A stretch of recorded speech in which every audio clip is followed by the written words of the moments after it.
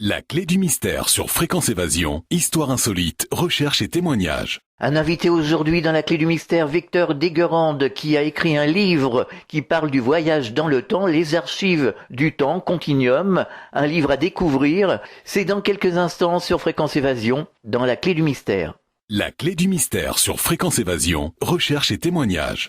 Réactualisez régulièrement toutes vos applications iPhone et Android sur les sites de Fréquence Évasion Radio et Monte Carlo Azur, fréquenceévasion.com, fréquenceévasion2.com et montecarloazur.com. Fréquence Évasion. Fréquence Évasion. La clé du mystère sur Fréquence Évasion, recherche et témoignages. Victor Deguerande, bonjour, merci de participer à la clé du mystère sur Fréquence Évasion. Oui, bonjour. Alors, vous avez écrit un livre qui parle du voyage dans le temps, les archives du temps Continuum, un livre que l'on peut se procurer en téléchargement sur Internet. Qu'avez-vous découvert de pertinent lors de l'écriture de ce livre ? J'ai déjà découvert plein de choses justement au sujet du temps. Il y a des choses qui sont très étonnantes effectivement quand on se met à réfléchir sur le temps. Le temps déjà c'est quelque chose qui est assez particulier parce que c'est quelque chose qui à la fois existe et à la fois n'existe pas. Je vais pas partir dans des grandes explications pour l'instant en tout cas, mais c'est vrai que il y a des choses étonnantes qui sont en rapport avec le temps. Et dans le livre lui-même, là j'ai expérimenté énormément aussi de coïncidences. Et quelque part, les coïncidences, le temps, tout ça est un peu lié. Alors selon vous, est-ce qu'il est vraiment possible de voyager dans le temps et comment ? Alors, je vais répondre en deux temps, c'est que de le dire. Je pense qu'il n'est pas possible de voyager dans le temps, a priori. Ceci dit, je pense que des gens ont déjà fait. Donc vous voyez, c'est assez antagoniste comme idée. C'est-à-dire que si on part du principe que le temps n'est... Enfin, ça dépend ce qu'on entend par le temps. Exactement, Est-ce qu'on entend la durée ou est-ce qu'on entend la succession des choses ou est-ce qu'on entend l'histoire? Alors là, il y a plusieurs possibilités. Premièrement, le temps existe pour deux raisons particulières qui sont humaines et partagées avec certains animaux. C'est le fait qu'on anticipe certaines choses et on a des souvenirs. C'est-à-dire que si nous n'avions pas de souvenir de ce qui s'était passé et que nous n'étions pas capables d'anticiper ce qui va se passer même dans la seconde à venir, donc si on était purement instantané, on n'aurait pas de notion du temps, puisqu'on serait toujours dans le présent. Donc ça c'est le temps ressenti. Ensuite la durée, la durée c'est ce que mesurent finalement les horloges, puisqu'on compare souvent dans tous les jolis films sur le voyage dans le temps, on voit une horloge, même dans Retour à le futur où Doc s'accroche à l'horloge de l'hôtel de ville. Donc on voit toujours une horloge, mais l'horloge ça n'est que l'objet qui permet de mesurer le temps, ce n'est pas le temps. Donc quand on voit des belles petites horloges comme ça qui dont les aiguilles tournent à l'envers, ça veut rien dire du tout parce que ça voudrait dire que le temps lui-même tournerait à l'envers, mais finalement le temps existe-t-il réellement? Et puis ce qu'il faut se dire aussi, c'est que si le temps est la succession des choses, les choses pour l'instant ne se font que dans un sens. Alors dans Continuum, j'en parle justement, enfin en tout cas c'est un des personnages de Continuum qui parle de ça. C'est une notion très simple. Si vous avez une feuille de papier, vous pouvez le dessiner. D'un côté, vous écrivez les chiffres 1, 2, 3, 4, 5, 6, et puis on va s'arrêter là. Donc vous faites ça sur la gauche, les uns en dessous des autres. Et puis sur la droite, vous écrivez 1, 2, 3, 4, 5, 6, mais au même endroit. Donc vous allez les voir en tant que... Ça va faire un pâté à la fin. Voilà. Eh bien, si on regarde ce qui s'est passé en écrivant 1, 2, 3, 4, 5, 6, on voit qu'entre 1 et 2, il y a plus 1, entre 2 et 3, il y a plus 1, et ainsi de suite. Et on a toujours fait plus 1. D'accord ? Sur le pâté, on l'a fait aussi. On a fait 1, puis après 2, puis après 3, puis après 4, puis après 5, puis après 6. C'était toujours plus 1. Le truc là-dedans, c'est que pour quelqu'un qui est dans le temps, on va dire, la personne expérimente le plus 1. C'est-à-dire que c'est ce que nous ressentons, c'est-à-dire c'est le temps que nous ressentons. Le temps que nous ressentons, c'est à chaque seconde, c'est plus une seconde à chaque fois. Par contre, quelqu'un, on pourrait dire par exemple un dieu, par exemple, serait donc hors du temps pourrait voir en fait toutes les secondes, mais les unes au-dessus des autres, comme sur le dessin qu'on a fait sur la partie droite de la feuille. Oui. C'est-à-dire comme un pâté.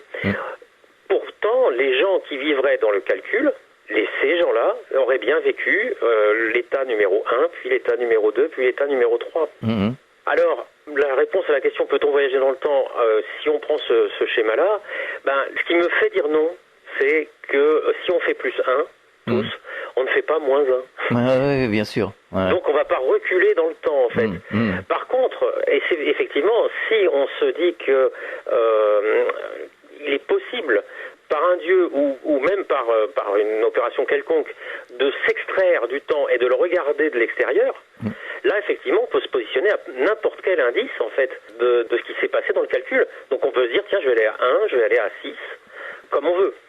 Donc, je pense que malheureusement, notre condition d'humain fait que nous vivons dans le plus 1, et donc, malheureusement, avec des grosses difficultés pour voyager dans le temps. Alors, les expérienceurs de NDE nous disent qu'ils ont découvert, lors de leur expérience, que le temps n'existait pas du tout, tout au moins comme nous le concevons ici sur la Terre. Oui, parce que, effectivement, là, dans ce cas-là, on peut dire que l'explication est toute simple, c'est que ces gens-là se sont extraits justement du temps tel que nous le connaissons, ils se sont extraits du plus 1. Ça me fait penser à quelque chose qui m'avait bien marqué quand j'avais vu ça étant petit. C'était dans une émission qui s'appelait Cosmos. Ah oui, je me souviens, oui. Superbe émission. Et donc, ça s'appelait Flatland, c'est-à-dire le monde plat. Et en fait, vous aviez des petits personnages, des carrés, des cercles, des triangles, qui se baladaient sur un monde plat, donc une feuille, quoi. Et puis, à un moment donné, quelqu'un arrive et, par exemple, pose un verre sur ce monde plat. Et qu'est-ce qui se passe ?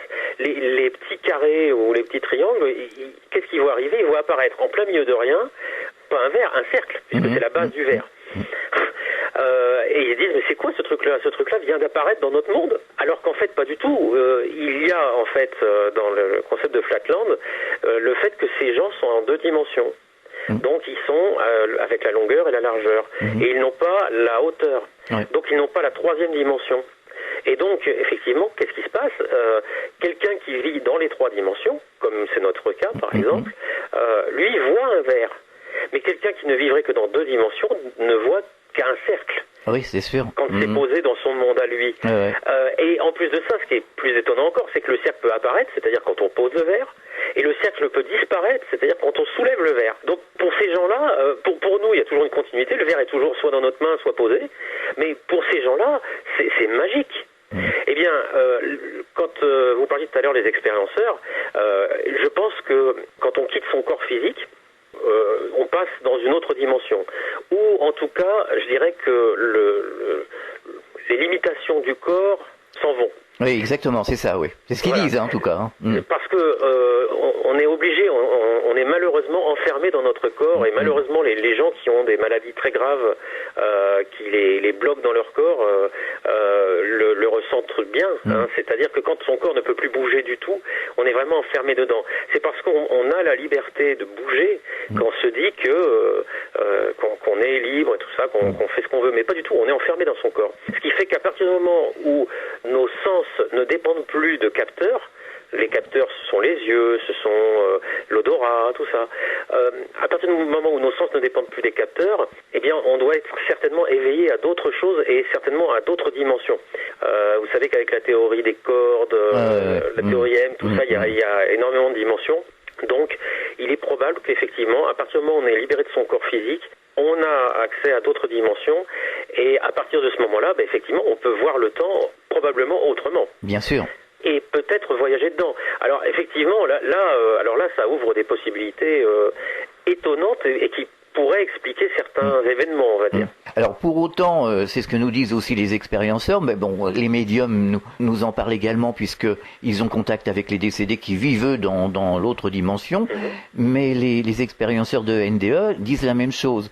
C'est-à-dire que ils peuvent nous suivre, nous qui vivons sur Terre, dans le même temps, c'est-à-dire que ils suivent les 24 heures, ils nous suivent dans nos activités. Oui. On pourrait dire que le temps existe, mais il est relatif, quoi. Oui, en fait, c'est encore une fois comme tout à l'heure, c'est-à-dire que c'est la succession des choses qui existe. C'est ça, la succession. Ce que Étienne Klein appelle, puis d'autres bien sûr, la causalité. Oui. C'est-à-dire le fait qu'une cause est toujours avant ce qui va se passer après, quoi. C'est-à-dire que ce qui va se passer ne peut pas arriver avant la cause. Bien sûr.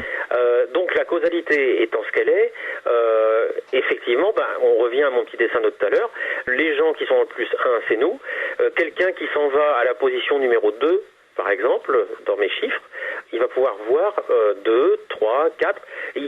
À partir du moment où il s'est positionné à un endroit, il va pouvoir revoir la succession comme il fallait. Mais lui, il a cette possibilité de se déplacer à n'importe quel endroit. Moi, j'en arrive. Bon, c'est une pure supposition, mais c'est vrai que quand j'en parle à des amis qui ont justement une culture, je dirais peut-être moins terre à terre que la mienne, on s'aperçoit qu'on est d'accord sur le fait que il serait même possible que des gens décédés puissent agir sur notre passé ou sur le futur également, et qui pourraient en fait changer certaines choses. Et là, c'est assez étonnant. Et moi, je vais développer ça dans les prochains livres, parce que c'est quelque chose d'époustouflant, et qu'on peut vivre ce genre de choses, et parfois, on peut même se dire, tiens, c'est curieux. En fait, passé, présent et futur ne font qu'un. Einstein disait passé, présent et futur n'est qu'illusoire. Ouais. C'est vrai qu'il a dit ça à la mort d'un ami. C'était peut-être plus pour être gentil avec la famille et dire que finalement on allait tous se retrouver à un moment donné. Mais disons que le passé, le présent et le futur ne sont, je dirais, que des conceptions humaines. Quand je dis humaine, je dirais plutôt animale. Je ne vais pas forcément dire que ce soit purement humain. Mais par contre, prenons un autre exemple. Donc, on imagine l'univers, on imagine les planètes, tout ça. Partons du principe qu'il y a peut-être des extraterrestres quelque part. La probabilité est très forte. Bon, d'accord, l'univers est peuplé finalement. Imaginons que l'univers n'ait jamais été peuplé du tout, c'est-à-dire ni par des humains, ni par des extraterrestres, ni par quoi que ce soit. C'est donc quelque chose de pierre, c'est un univers de pierre. Et partons du principe que les pierres n'auraient aucune capacité de ressentir leur environnement. Tout le monde n'est pas d'accord là-dessus, mais bon, partons de ce principe-là. Eh bien, que le temps existe ou qu'il n'existe pas, tout le monde s'en moque. Parce qu'il n'y a absolument personne pour l'observer. Oui. Et ça fait penser à la relativité d'Einstein, c'est que, en fait, le temps n'existe que parce que quelqu'un peut le percevoir. Si absolument personne n'existait sur aucune planète dans l'univers tout entier, qu'il y ait eu un Big Bang, qu'on soit 16 milliards d'années après, ou 15 milliards d'années après, ou peu importe, le temps n'existerait pas tout en existant, parce que les choses aurait une évolution, d'accord ? C'est-à-dire que l'explosion originelle, si toutefois elle a eu lieu, elle aurait projeté des choses partout dans l'espace, et puis ça aurait fini par évoluer, mais le temps n'existerait pas parce que personne ne serait capable de le voir. Oui, bien sûr. Et ça met des frissons, je trouve, parce que on se dit qu'effectivement, le temps n'existe que parce que finalement, vous, moi, nos auditeurs, en fait, perçoivent le temps. Mais Nicole Dron, qui a vécu une expérience assez profonde, assez complète, nous disait que finalement, elle voyait de l'autre côté ses vies passées, mais elle voyait aussi ses vies futures. Oui. Parce que les vies passées déterminent justement les vies futures. Donc finalement, c'est pour ça que je disais passé, présent et futur ne font qu'un. C'est vrai. Dans le livre Continuum, je parle d'un concept qui est le recalcul de l'univers. Alors le recalcul de l'univers, c'est pas quelque chose qui est sorti d'un chapeau, c'est basé sur un concept qui a été développé au MIT, donc c'est le Massachusetts Institute of Technology, par deux chercheurs, comme quoi l'univers serait un ordinateur géant. Et en fait, l'univers serait calculé en permanence. C'est ça. Alors, on se dit, pour calculer l'univers tout entier, rien qu'une plante, c'est compliqué. Oui, mais si l'univers calcule en dehors du temps, il a donc l'infini pour pouvoir recalculer à chaque fois, à chaque seconde. Exactement, ouais. Donc, ça, c'est une première chose. La deuxième chose, je vous invite, ainsi que les auditeurs, à regarder quelque chose qui s'appelle le jeu de la vie. C'est pas magique comme chose, c'est un concept un peu informatique. C'est-à-dire que vous avez un écran, donc l'écran de votre ordinateur, et puis dessus, sur cet écran-là, aléatoirement, il va y avoir quelques petites cases blanches, par exemple, qui vont apparaître sur un fond noir. Et puis, on va dire à un programme, sur chaque case blanche, en fait, en fonction des cases qui sont autour, si elles sont plutôt éclairées ou plutôt sombres, eh bien tu vas changer de couleur. Et c'est un concept tout petit, c'est rien d'autre que ça. Et puis on va lui faire des itérations, donc des plus 1. C'est-à-dire à chaque fois, en fait, l'écran va donc la première fois être tiré aléatoirement, et puis après, on va dire, chaque point, comment est son environnement. Et en fonction de son environnement, il change de couleur. Et si on fait tourner ça à grande vitesse, comme c'est le faire un ordinateur, on commence à voir de la vie se faire. Alors, c'est pas de la vie, mais on voit presque des petits personnages qui se mettent à bouger, aller dans un sens, dans l'autre et tout ça. Et alors ça, c'est quelque chose d'un concept qui est très étonnant aussi. Ce sont les phénomènes émergents. C'est une émergence. C'est-à-dire que le fait de voir apparaître des petits artefacts, là, des petites choses là qu'on appelle les sliders par exemple, c'est-à-dire des choses qui glissent, ou des gliders qui glissent sur l'écran en fait, qui sont composés de 3 pixels, c'est un phénomène émergent. Ce qui veut dire que le fait qu'il y ait quelque chose qui se déplace sur l'écran n'a pas été programmé au départ. Ce qui a été programmé, c'est cher pixel, tu changes de couleur en fonction de ce qui est autour de toi. Et puis c'est tout. Mais à un moment donné, ça produit quelque chose qui ressemblerait à de la vie. Clairement, en fonction, je dirais, du tirage initial des pixels à l'écran, on pourrait calculer n'importe quel point dans l'avenir, on va dire, de ce que sera affiché à l'écran, puisque on sait que en fonction d'un même algorithme, tout va changer de la même manière. Donc, tout ça pour répondre à ce que vous disiez tout à l'heure, en fait, effectivement, je dirais à partir du moment où il y a eu un démarrage, ou même s'il n'y avait pas eu de démarrage, mais enfin, en tout cas, qu'il y avait une position, on va dire, au moins initiale, eh bien, on peut voir l'état des choses dans le futur à partir du moment où on sait quel est l'algorithme qui est mené sur chaque atome. Alors c'est peut-être un peu compliqué parce que je suppose que cette dame a pas vu ça au niveau des atomes. Mais ce que je veux dire, c'est que si l'univers est effectivement un gros ordinateur et qu'il fait tourner un jeu de la vie, en fait, parce que c'est là où on en arrive, eh bien, le passé agit sur le présent et le présent agit sur le futur, mais finalement, tout est déjà précalculé. Tout à fait. Alors, en fait, c'est pas que le présent qui est remis à jour, en fait. C'est-à-dire que l'univers, non seulement il calcule la position actuelle de chaque atome dans l'univers, mais en plus de ça, en fonction de ça, donc il est possible, enfin, je pense qu'il calcule tous ces états à tous les stades. Je prends un autre exemple pour continuer la démonstration. Si on prend un programme de comptabilité. Programme de comptabilité, généralement, dedans, vous avez l'historique, ce qui s'est passé. Vous avez le prévisionnel, c'est-à-dire si tout se passe pareil, on obtiendra tel chiffre à un moment donné. Et puis vous avez l'état actuel, c'est-à-dire jour après jour, les gens ou les ordinateurs, peu importe, rentrent des données qui font que ça actualise. Eh bien, je pense que l'univers et le temps, la vie et tout ça marche de cette manière-là. C'est-à-dire que si tout continue de la même manière, on est capable effectivement de voir ses vies futures à partir du moment où on change pas de ligne.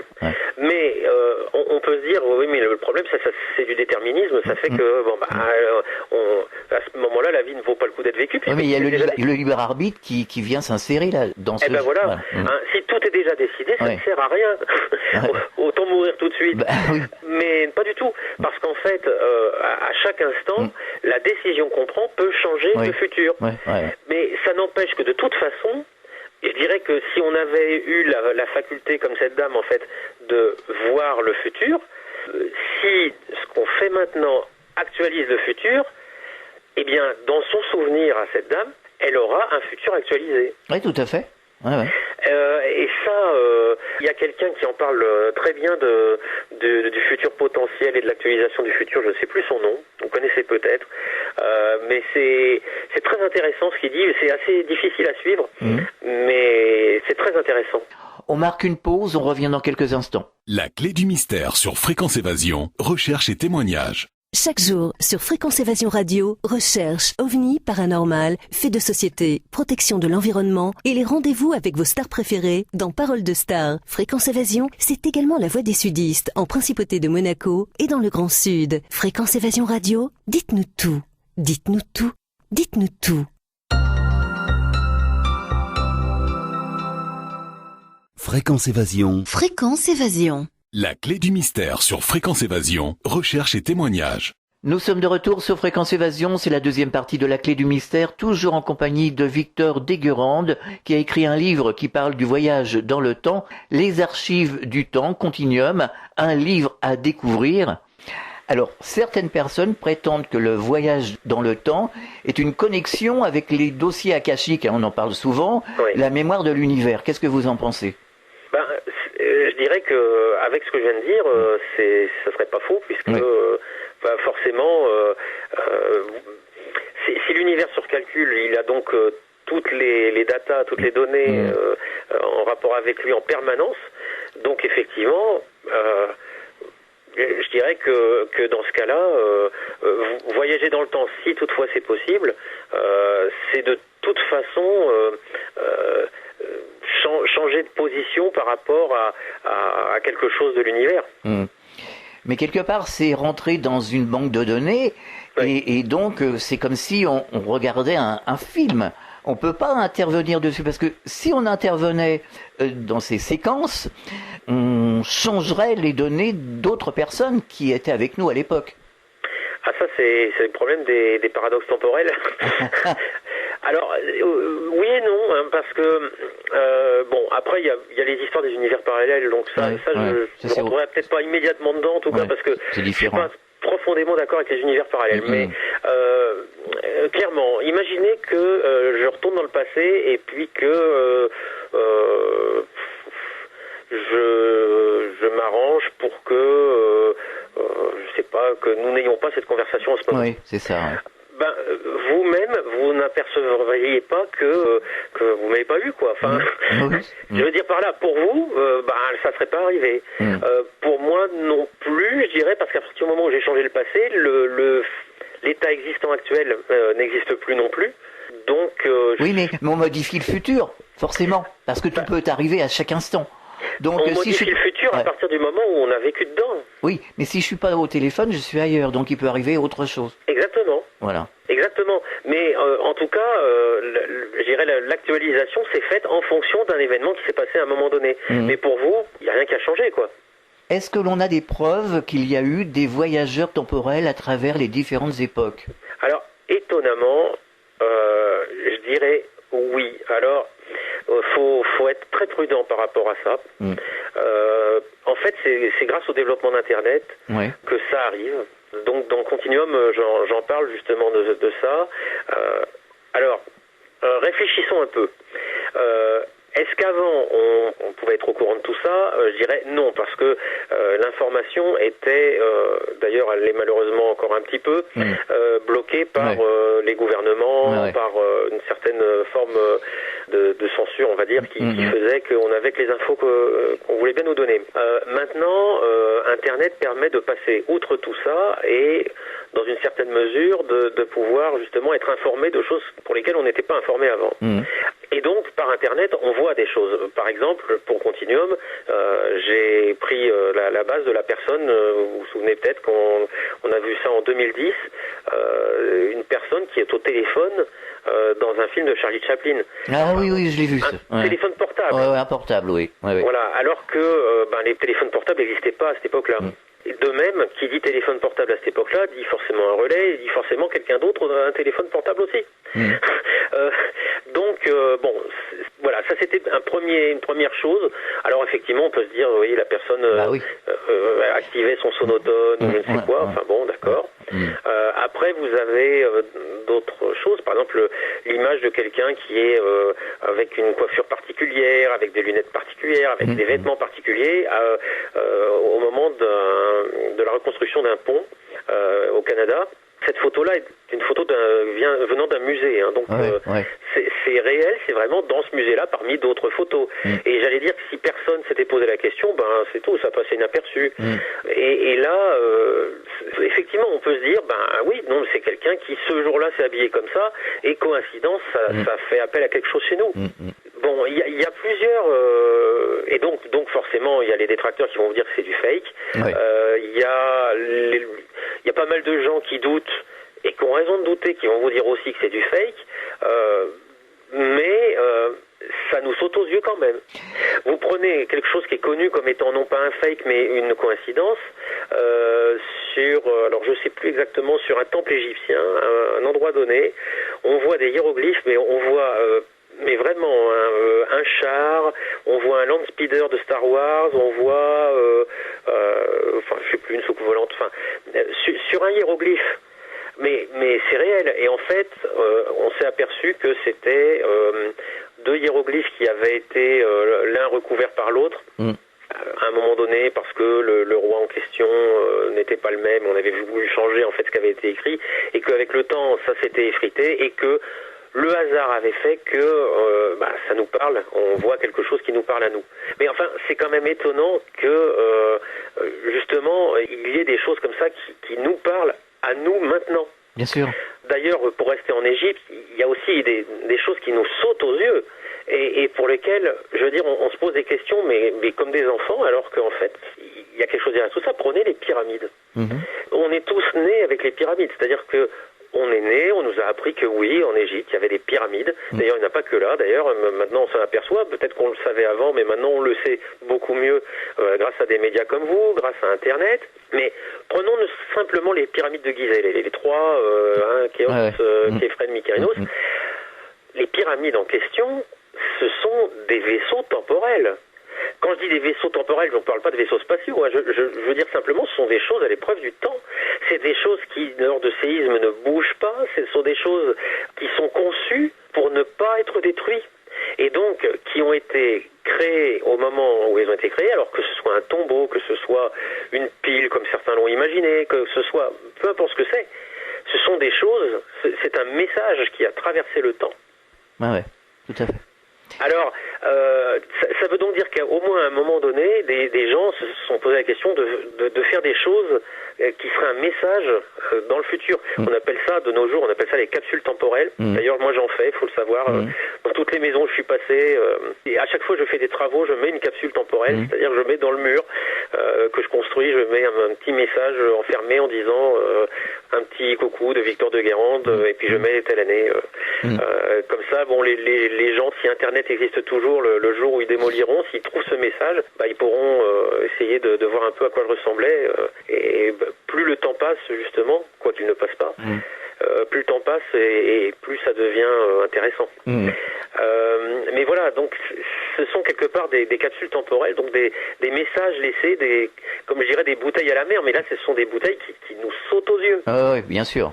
Et dont on essaie de chercher, donc quand on voit la révélation des pyramides, tout ça, on essaie de chercher la signification avec les chiffres et tout ça, mais je dirais même que peut-être la réponse est encore plus simple. Alors, les fameuses photos, est-ce qu'elles ont été authentifiées par des spécialistes? Est-ce qu'elles ont été examinées pour éviter les possibilités de fraude? Alors, oui, le truc, c'est que la fraude est toujours possible.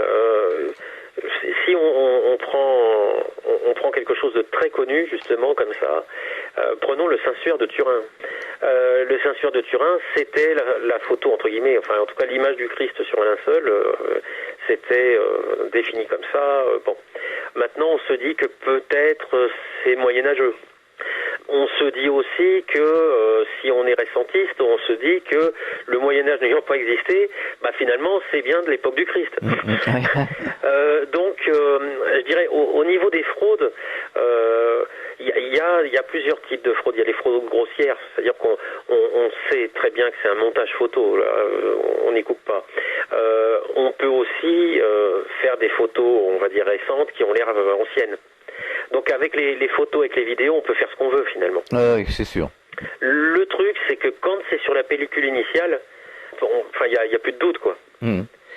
Sachant qu'à l'époque de Chaplin, je veux dire, il y aurait eu besoin de faire un effet spécial, je dirais, pour faire apparaître cette femme qui passe là. Mais c'est un détail. C'est un détail. Ça dure 15 secondes.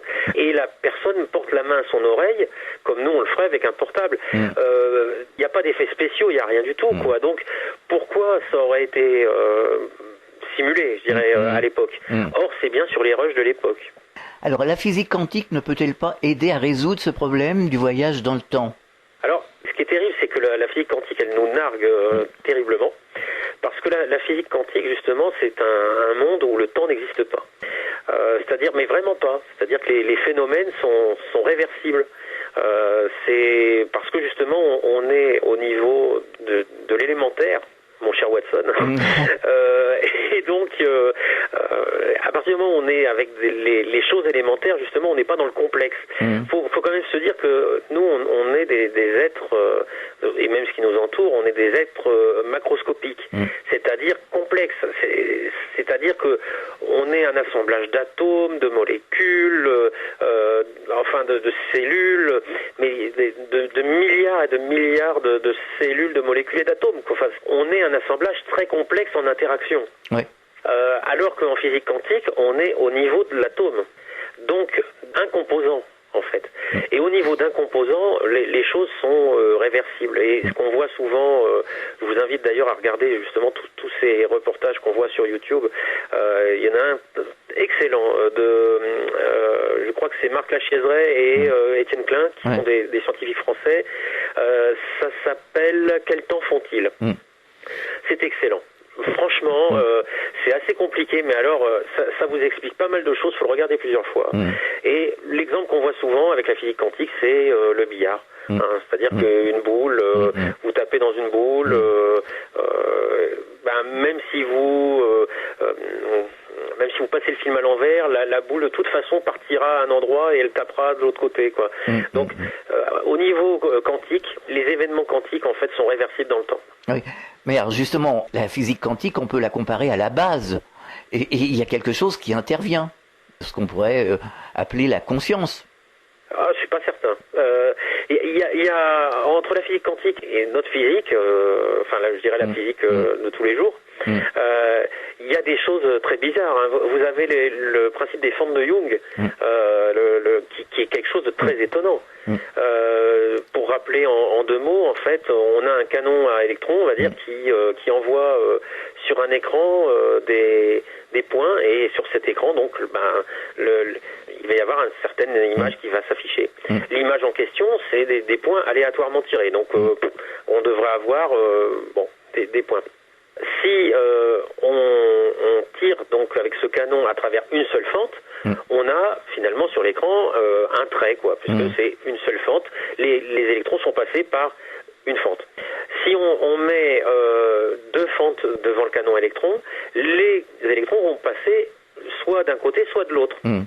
Et donc on devrait avoir deux fentes. Eh ben non, on a une interférence d'ondes. Et ça, c'est très étonnant. Et ce qu'il y a, c'est que si jamais on se met à observer ça, donc avec quelque chose qui permet de mesurer, quoi, avec un instrument de mesure, eh bien le résultat change. Et ça c'est étonnant, parce qu'en fait, ça veut dire que en fonction finalement de l'observateur, le résultat de l'expérience change. Ce qui veut donc dire que des événements présents en physique, dans la physique quantique, enfin des événements, des choses élémentaires, sont en interaction avec des choses non élémentaires qui sont nous-mêmes, ou nos intentions, puisque à partir du moment où on mesure avec un appareil, c'est pas nos propres yeux, donc c'est une intention en plus de ça. Mais je pense que Jacqueline Bousquet, je ne sais pas si vous la connaissez, Jacqueline Bousquet, il répond justement à travers les champs informationnels. Alors je connais pas, je connais de nom, mais je ne sais pas exactement. Alors ça serait trop compliqué à développer ici, ça serait l'objet d'une autre émission par exemple, mais moi je conseille toujours aux auditeurs d'aller voir les vidéos de Jacqueline Bousquet, les conférences, parce que c'est très intéressant. J'irai. Voilà. Tout à fait. Donc vous avez écrit un livre Continuum. Quel est le thème général de ce livre pour en parler un petit peu de ce fameux livre? Alors le Continuum en fait c'est si on pouvait changer les choses, est-ce qu'on le ferait? Si on avait demain la possibilité de voyager dans le temps, est-ce qu'on irait vraiment changer les choses? Est-ce que ce serait souhaitable? Oui. Et finalement, on s'aperçoit que justement, en fonction de sa propre vie, il y a des moments où oui, changer le passé, oui, il faut le faire. Et puis il y a des moments où changer le passé, ça foutra en l'air toute votre vie à vous. Bien sûr. Et donc ça pose question. Et Continuum, l'idée initiale, c'était ça. Au départ, ça devait s'appeler Autre Histoire, qui est une chanson de Jean-Jacques Goldman. C'est une très très belle chanson, je vous invite à l'écouter. C'est pas celle de Gérard Blanc, ça qui est très bien aussi, mais Autre Histoire de Jean-Jacques Goldman, c'est vraiment magnifique. Il compare sa vie à une pièce de théâtre justement. C'est très beau. Et donc ça devait s'appeler comme ça, et finalement ça s'est appelé Continuum avant même qu'il y ait la série américaine. Pas terrible d'ailleurs qui soit sortie. Tout simplement, ça s'est appelé Continuum en hommage en fait à Retour à le futur, où il parle tout le temps du continuum espace-temps, bon, qui est un concept scientifique, bien sûr. Mais bon, comme ça marque le doc dans Retour à le futur, j'avais voulu l'appeler Continuum comme ça. Et puis quelque part, il y a, sans dévoiler le livre, il y a une notion justement d'amour d'un fils pour son père en fait. Et son père a tendance à dire continue homme. Oui. C'est pas dit dans le livre, mais c'est un peu ça. Continue mon fils, continue homme. Et finalement c'était assez bien quoi. Donc c'est comme ça que le titre a été trouvé. On marque une pause, on revient dans quelques instants. La clé du mystère sur Fréquence Évasion, recherche et témoignages. Chaque jour sur Fréquence Évasion Radio, vos rendez-vous quotidiens. Écoutez Fréquence Évasion en téléchargeant l'application iPhone ou Android et retrouvez-nous sur www.fréquenceévasion.com. Infos, chroniques, interviews et détente. Fréquence Évasion Radio, dites-nous tout. Fréquence Évasion. Fréquence Évasion. La clé du mystère sur Fréquence Évasion, recherche et témoignages. Nous sommes de retour sur Fréquence Évasion, toujours en compagnie de Victor Deguerande, qui a écrit un livre qui parle du voyage dans le temps, Les archives du temps, Continuum, un livre à découvrir. Par contre, ce qui peut être intéressant, c'est de voyager à travers le temps, dans le passé, justement parler des dossiers akashiques pour voir ce qui s'est exactement passé. D'ailleurs, je pense que ces informations que reçoivent les personnes qui vivent des NDE, c'est justement une incursion dans les dossiers akashiques. Nicole Dron me disait, j'ai vu la vie de Jeanne d'Arc qui est vraiment autre chose que ce qu'on nous apprend à l'école. Ah oui, mais il y a même des choses que moi j'ai appris il n'y a pas très longtemps finalement avec des reportages sur Arte et tout ça. Quand on voit nos belles statues qui sont faites de nos jours, bien blanches, bien magnifiquement, on fait des statues toutes blanches, tout ça. Pour faire finalement comme les statues grecques, romaines, eh bien on s'aperçoit qu'en fait pas du tout, elles n'étaient pas blanches du tout, elles étaient peintes. Voilà, c'est ça. Oui, tout à fait. Donc on est là, quand il y a eu la Renaissance, tout ça, on était là, pour faire des statues parfaitement faites et tout ça, mais blanches. Ben non, elles étaient colorées justement, donc c'était plus des mannequins finalement. Ce qui devait même être très impressionnant d'ailleurs. Parce que ça donnait une certaine vie, et pour peu que le pigment de la peau soit bien fait, ça devait être assez effrayant. C'est même étonnant d'ailleurs qu'à l'époque, on n'ait pas eu envie de fabriquer des robots, c'est-à-dire de donner la vie à des statues, justement, parce que on sait que dans la mythologie, il y en a, mais en réel, je ne sais pas si ça a existé. Mais en tout cas, voilà, oui, on serait même peut-être très étonné en voyageant dans le temps, parce que justement, toujours en parlant des récentistes, si ça se trouve effectivement le Moyen-Âge n'aurait pas existé, et si ça se trouve on repart 2000 ans en arrière et on est bien avant Jésus. C'est ce que disent les expérienceurs de NDE, ils découvrent des choses, tout n'est pas faux bien entendu, mais qui sont très différentes de ce qu'on nous a appris dans les livres d'école. Oui, mais faut pas chercher très loin, il y a des événements j'allais dire récents ou très récents ou d'il y a quelques années que je ne citerai pas, mais où le 11 est bien présent, où finalement l'histoire officielle est un peu différente de la réalité. la réalité est ce qu'elle est, ce qui s'est passé, vraiment ce qui s'est passé, ça on est d'accord là-dessus. Le truc c'est que on peut l'arranger à sa manière. Bien sûr. Il n'y a qu'à regarder, par exemple, au moment des élections, celui qui a gagné et celui qui a perdu, en fait, arrange un peu à sa sauce sa victoire ou sa défaite. Ah oui, tout à fait. Donc, vous imaginez ça sur des centaines de milliers d'années. Prenons un truc intéressant. Vous connaissez certainement l'histoire l'histoire, j'en sais rien, mais là, en tout cas, le fait qu'il existe quelque chose qui s'appelle la machine d'Anticythère.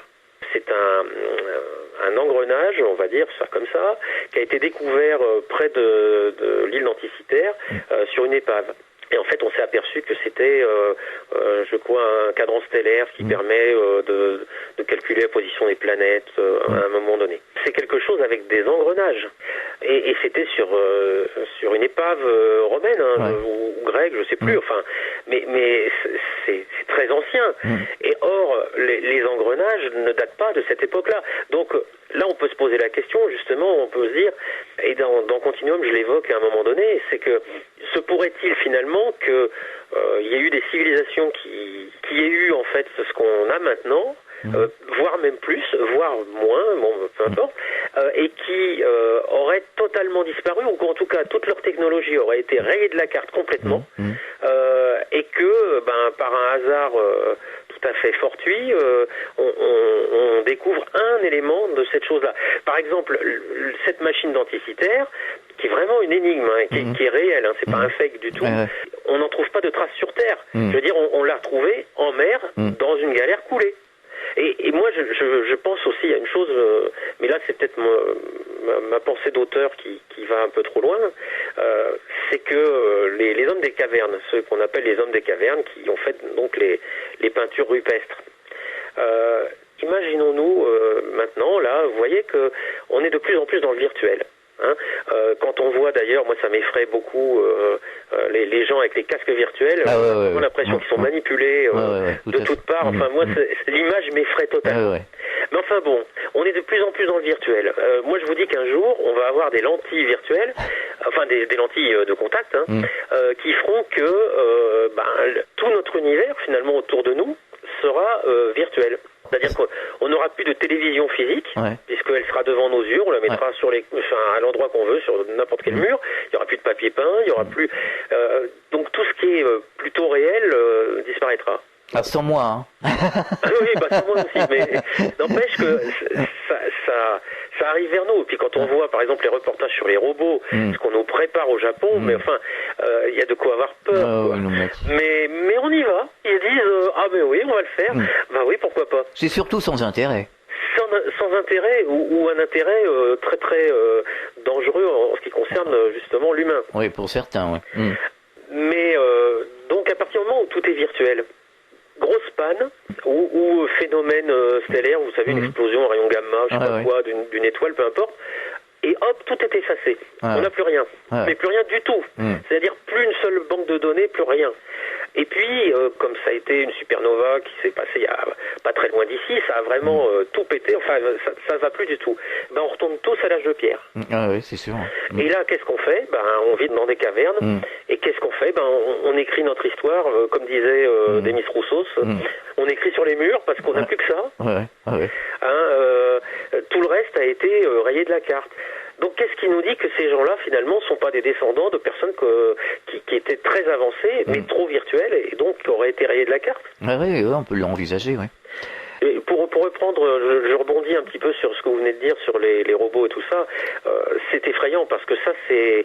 Enfin, il y avait le chanteur qui disait « La femme est l'avenir de l'homme ». Jean Ferrat, exactement. Le robot est l'avenir de l'homme, c'est ça le problème. Il y a le film, c'est pas iRobot, c'est celui avec le petit garçon là. Je sais plus le nom de ce film, mais clairement l'intelligence artificielle et le robot sera ce qui restera de l'humanité quand l'humanité n'existera plus.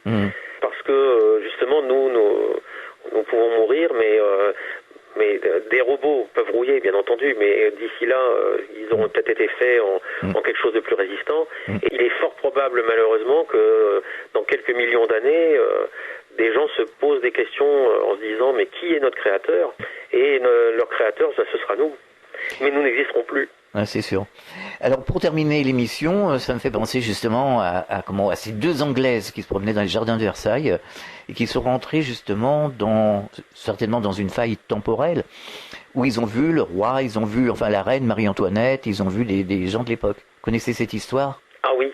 Oui. Tout à fait, et je l'évoque dans Continuum justement à un moment donné parce que pour voyager dans le temps avec Continuum, déjà moi je pense que pour voyager dans le temps il faut pas une machine. Pour voyager dans le futur, oui il nous faut une machine pour aller à la vitesse de la lumière, donc là oui c'est quelque chose, mais pour voyager dans le passé... on a tous ça en nous, hein. Oui, je pense que de toute façon, déjà on a la mémoire, effectivement, le souvenir qui nous permet éventuellement d'y aller, mais pas physiquement. Mais je pense que si toutefois c'est possible, c'est quelque chose qui n'est pas fait par une machine, mais qui serait plutôt de l'ordre du chimique. Ah, il y avait aussi cette fameuse histoire du concert du Jardin du Luxembourg. Oui. Après, il y a des légendes urbaines aussi. Il y a le gars qui va voir un concert et puis qui a oublié quelque chose et puis qui retourne à l'endroit en question et puis en fait tout est abandonné depuis des années, tout ça. D'ailleurs, Einstein avait dit le gars a trébuché dans le temps, quoi. Justement, moi je pense que si toutefois le voyage dans le passé est possible, et effectivement, on l'a dit tout à l'heure, les expérienceurs ont visiblement la possibilité... c'est pas un problème pour eux, visiblement. Voilà. Ouais. Donc, on peut imaginer que par un problème physique, on va dire, notre esprit qui est pourtant limité, en tout cas notre cerveau, notre corps qui est pourtant limité, a pendant quelques minutes éventuellement entre guillemets ce souci d'avoir pu voyager dans le temps, se rendre compte. Et je pense que les deux Anglaises qui étaient des gens très sérieuses, des personnes très sérieuses, qui se sont retrouvées à la cour de Marie-Antoinette en 1789, je veux dire, ont subi ce genre de truc. Et puis, ça me semble pas étonnant, quoi. Ça me semble possible. Mais c'est vrai que c'est quelque chose, c'est une expérience intéressante. Et c'est vrai que quand on y réfléchit, les fantômes sont finalement, alors ça dépend quoi, on ne parle pas de poltergeist, on parle pas de choses qui interagissent avec nous, mais les apparitions, on va dire. Certaines apparitions, par exemple, on voit des gens qui se mettent à marcher le long d'un escalier, par exemple, qui n'existe plus. Ce sont des gens qui ont vécu à un moment donné, qui ont fait cette action-là à un moment donné. Donc on peut très bien se dire que si jamais on voit ce genre de choses, il est possible que ce soit simplement une vision du passé, en fait. Moi j'ai vu une apparition, mais c'était pas une vision du passé, c'est-à-dire qu'il y avait une rythmique. Je l'ai vu passer derrière la voiture, on y a couru après, il est parti parce qu'on le coursait. Donc ça peut être aussi une entité, une personne disparue. Qui est à côté de nous, quoi. Les médiums me disent, et je les vois, je discute avec eux, ils sont là devant moi. Et je leur pose des questions, est-ce que vous les voyez comme nous, on se voit entre nous? Ah oui, je les vois, on discute, quoi. Même, alors, c'est Pascal Lafargue qui m'avait dit un jour, c'est un petit peu gênant quand on est tous ensemble, on est en train de boire un verre ou n'importe quoi, une réception. Il y a un personnage qui vous dit allez voir mon oncle, allez voir mon cousin, allez voir... Voilà. Alors c'est un peu gênant, mais c'est rigolo en même temps. C'est un peu comme ce qu'on voit dans les films. Tout à fait. Donc ils vivent à côté de nous. Oui, en fait, je dirais qu'ils sont toujours là, mais on les capte pas, ce qu'elle doit le dire, sauf les médiums, bien sûr. Voilà, sauf les médiums. Mais faut se dire que nous connaissons dans les trois dimensions de l'espace et la dimension du temps, sachant que moi je pense que c'est pas une dimension, mais ça c'est autre chose.